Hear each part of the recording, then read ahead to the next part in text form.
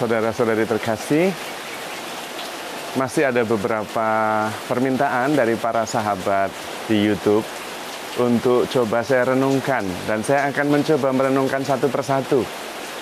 Hari ini masih tentang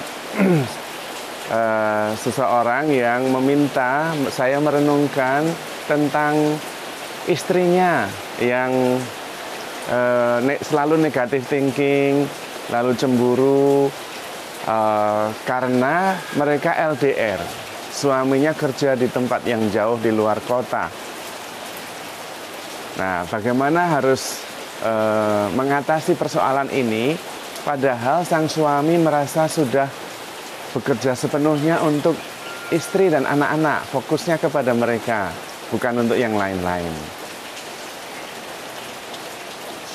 Menurut saya, relasi suami istri berjauh-jauhan itu tidak ideal.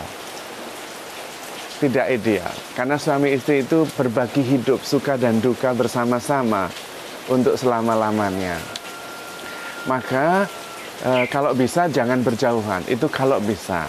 Kalau memang pekerjaan menuntut, ya kalau bisa itu situasi darurat, temporary, bukan selamanya.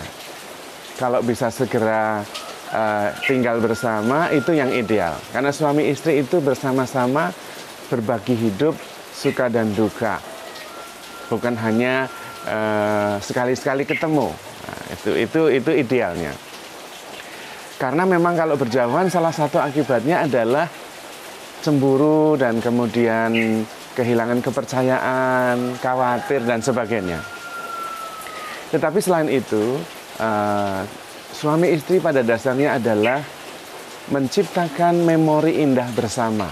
Itu intinya. Jadi mereka berdua saling mengasihi untuk hidup berdasarkan kenangan indah sebagai suami istri yang saling mencintai. Maka kalau bisa diusahakan bersama. Kalau tidak karena situasi dan tuntutan pekerjaan, maka usahakan juga supaya lebih serius dalam menjaga relasi. Kalau kemudian cemburu itu memang wajar. Tetapi memang tidak harus begitu. Tidak harus cemburu. Karena pada dasarnya rasa tidak percaya, kemudian cemburu dan khawatir, dan kemudian negative thinking terhadap suami yang jauh bekerja, itu tidak ada gunanya. Pertama, tidak mengubah apa-apa. Yang kedua, justru mencederai relasi. Karena relasi itu berdasarkan kepercayaan. Kalau berdasarkan kekhawatiran, ketidakpercayaan, kecemburuan, merasa tidak dicintai, merasa tidak dipercaya, itu tidak nyaman. Dan itu mencederai relasi. Padahal janjinya dulu adalah mencintai. Maka itu tidak berguna. Yang kedua, kita sendiri yang negative thinking, yang kemudian cemburu, itu membuat kita sendiri tidak nyaman.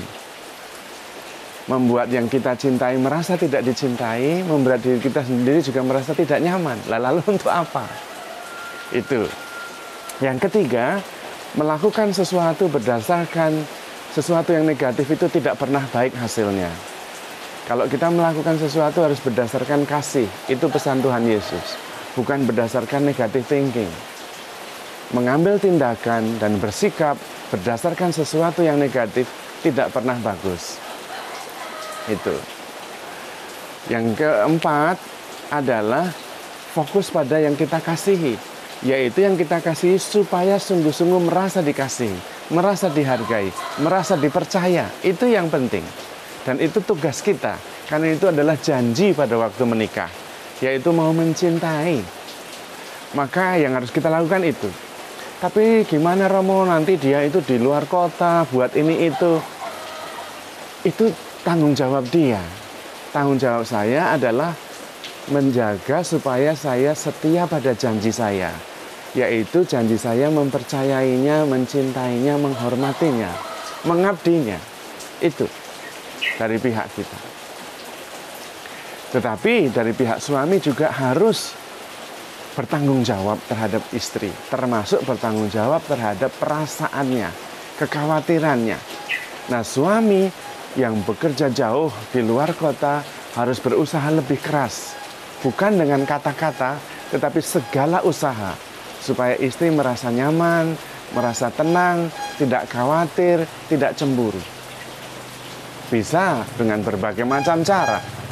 Menelpon lebih sering, video call lebih sering, memberitahukan, berkomunikasi lebih intensif, supaya tidak bertanya-tanya. Tapi Romo, kalau saya sudah melakukan itu semua dan istri saya tetap negatif thinking dan tetap cemburu, gimana? Ada bagian yang bisa kita buat, ada bagian yang tidak bisa kita buat.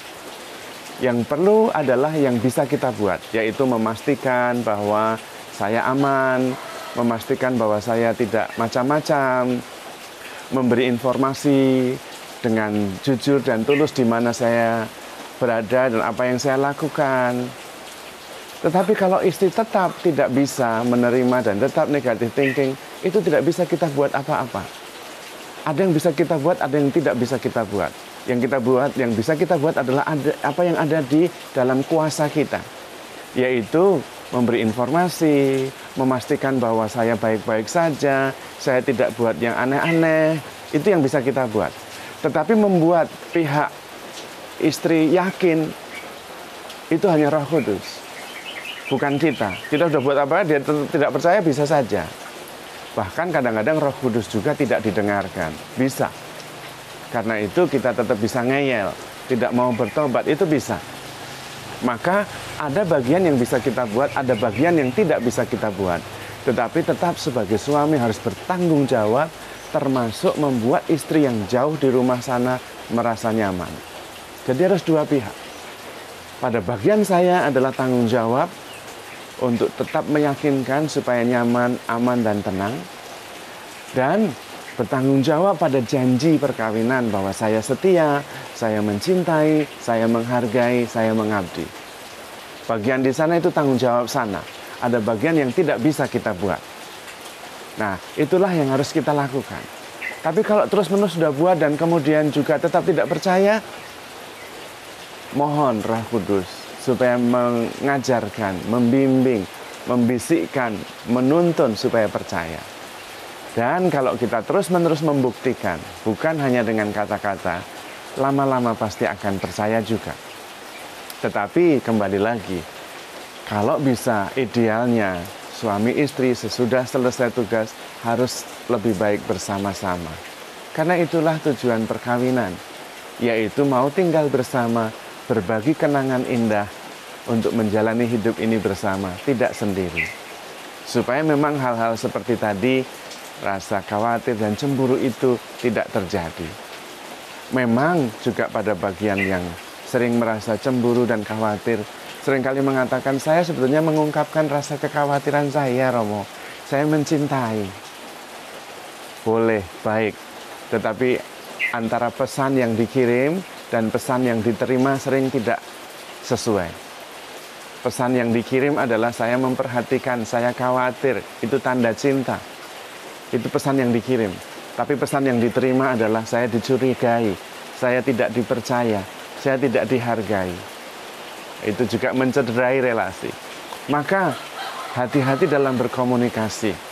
Berkomunikasi itu yang penting adalah the message received, pesan yang diterima, bukan pesan yang dikirim. Kalau pesan yang dikirim, saya itu perhatian, saya itu khawatir, saya itu mengasihi. It's fine, it's good. Tetapi apakah itu pesan yang sama yang diterima oleh yang kita perhatikan?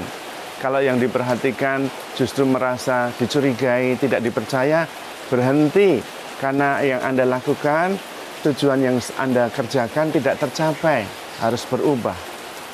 Sama juga dengan yang dihargai dan dicintai, tapi merasa bahwa dicurigai itu. Tetap juga harus berusaha. Message yang dikirim juga harus sama dengan yang diterima. Tidak bisa hanya mengatakan, saya fokus untuk keluarga, Romo, saya sungguh-sungguh berbuat baik. Ya, oke. tetapi apakah pesan yang diterima sama? Kalau pesan yang diterima justru merasa tidak ada informasi, merasa tidak bisa dipercaya, stop, harus berubah. Supaya the message sense sama dengan the message receive. Itulah komunikasi. Kalau pesan yang dikirim tidak sama dengan pesan yang diterima, itu namanya miskomunikasi. Dan harus dibereskan. Suami tetap bertanggung jawab, termasuk membuat istri merasa nyaman yang ada jauh di rumah sana. Istri juga harus belajar untuk setia pada janji, yaitu mencintai, mempercayai, menghormati, respect. Pesan yang dikirim harus sama dengan pesan yang diterima, supaya tidak terjadi miskomunikasi. Tuhan memberkati.